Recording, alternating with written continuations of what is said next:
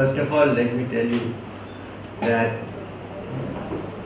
it is no joke to walk every day for many kilometers, and I want to thank all of you who are here, who are walking with me.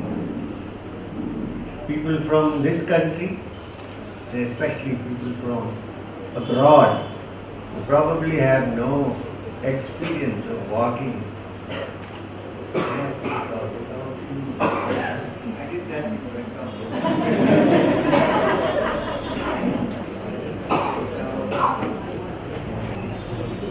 It goes off when and you don't have to.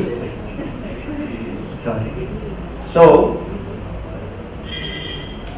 this walk of hope which we are having, some people must have thought that I'm a little bit mentally deranged to attempt such a thing for 6,500 kilometers from Kanyakumari to Kashmir. Well, I may be mad, but I'm doing it on the instructions of Babaji, my Guru, who said one day that unless you walk on the street and meet people, there is no way you can actually understand what is going on, in what way you'll be able to help them out. So my main trust is that we are all human beings.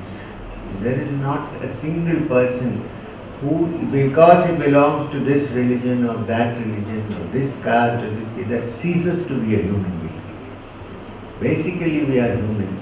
And the Manav Ekta mission is to bring human beings together. Why? Because they have for some time split and remain separate.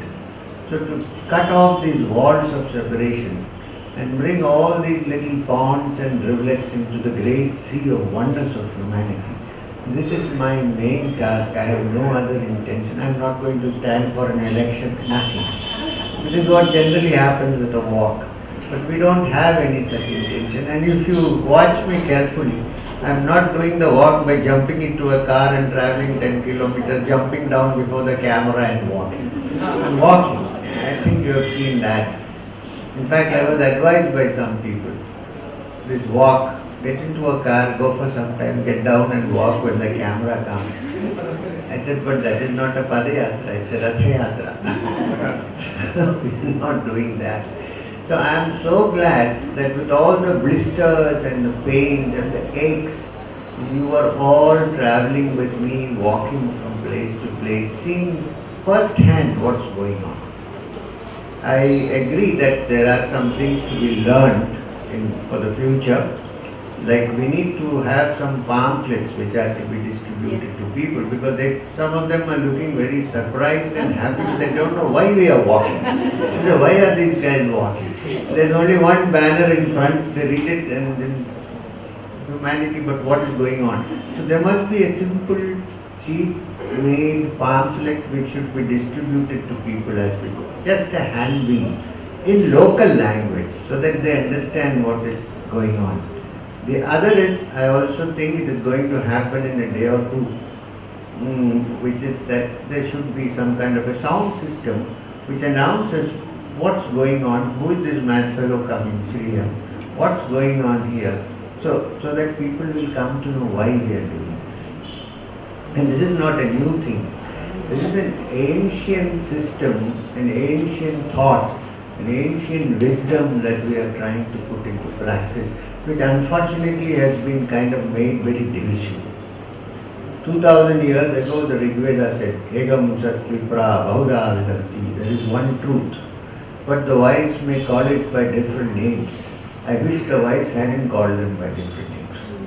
Then this confusion would have been avoided. But then, every human being is a little different from the other, even though commonly we are human beings. So for people to approach, different modes and methods have been adopted. The Bhagavad Gita has 18 chapters and there are 18 ways to approach the Supreme Being.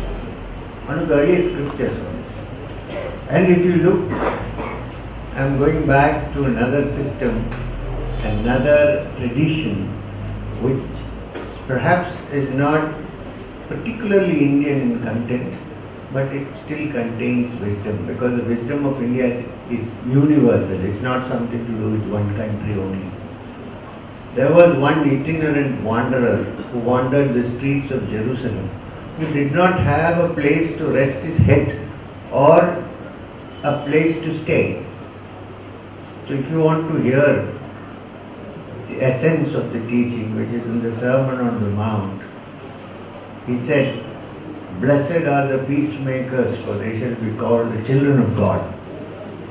He did not say, "Blessed are the Hindus or the Muslims or the Christians or the Jews." He said, "Blessed are the peacemakers, for they shall be called the children of God." So, whatever religion you are practicing, if you cannot be a peacemaker, you are not the children of the Supreme Being. Peace, tranquility, goodness and kindness are the essence of one's life. If every individual can change, then he can bring about change in others. We usually divide ourselves through caste, to creed, to religion, status. What status? You know, God gives us status, and in a minute He can pull out all status. We know people who have been millionaires who became paupers.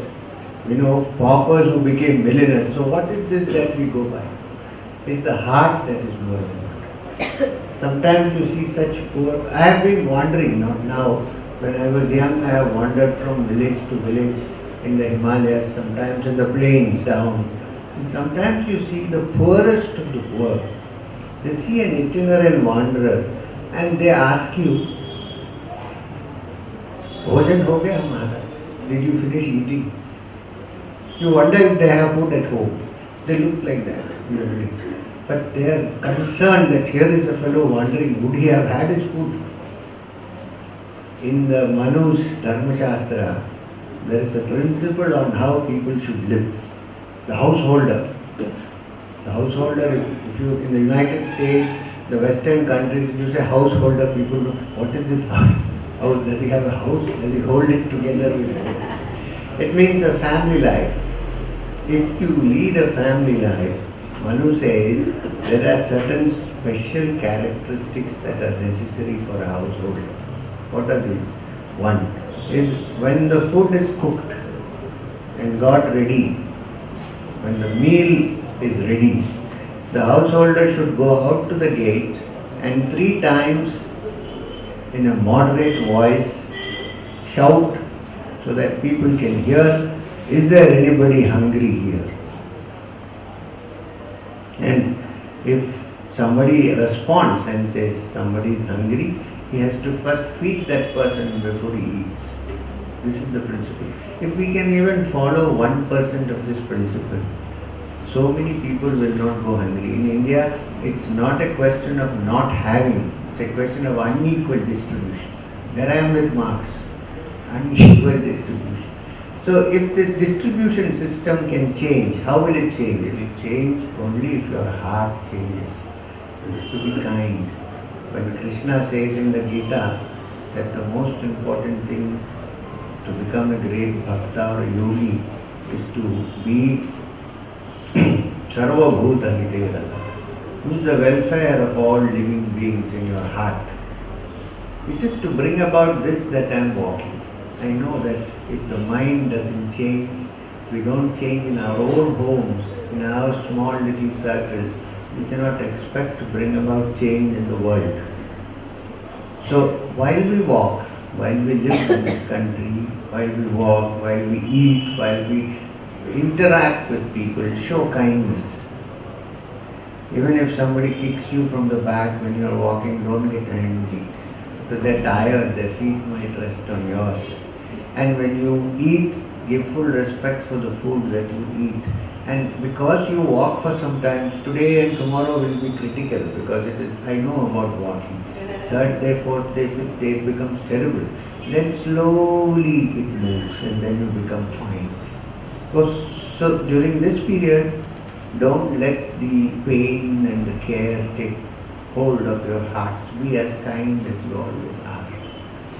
With this kindness to be generated, the walk of hope, I hope, is going to do something. because it is all inclusive. We have included people from all quarters. We don't exclude anybody. It is all inclusive because we are one family. In the ancient times it was referred to as Vasudeva Kudumba. There is only one family, one humanity, of which the Supreme Lord is the shepherd and the leader and the essence and the expansive consciousness. So if we can just live like that, then I am sure we can bring about change in this world. This is what we are attempting, and I hope you are thinking on the same lines. Otherwise you wouldn't. I know so many people have come from abroad. They have work to do, but they have left it and come. There must be some reason for this. I am not such an attractive man. Why have you come? Because you believe in the principles. You believe in the principles. You want to do something. So I again exhort you to please think about these valuable things.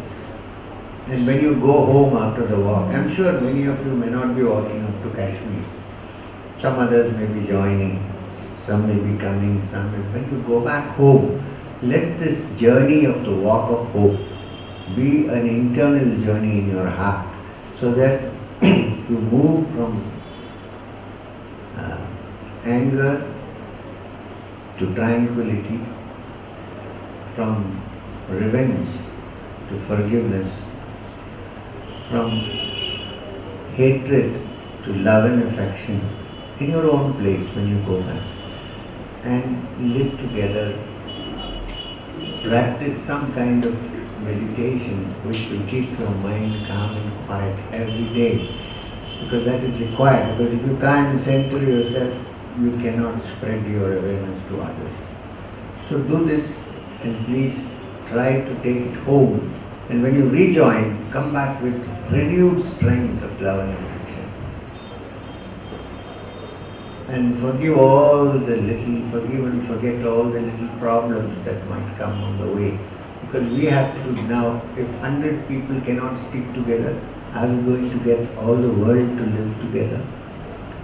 So please think about this in your mind. Thank you very much. Om Shanti Shanti.